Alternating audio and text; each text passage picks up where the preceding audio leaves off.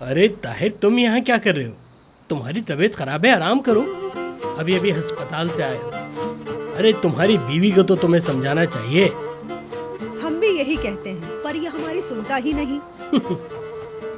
हम भी आज अस्पताल मिलने गए थे, पर वापस आना पड़ा, बगैर मिले। हम तो इयादत करने गए थे।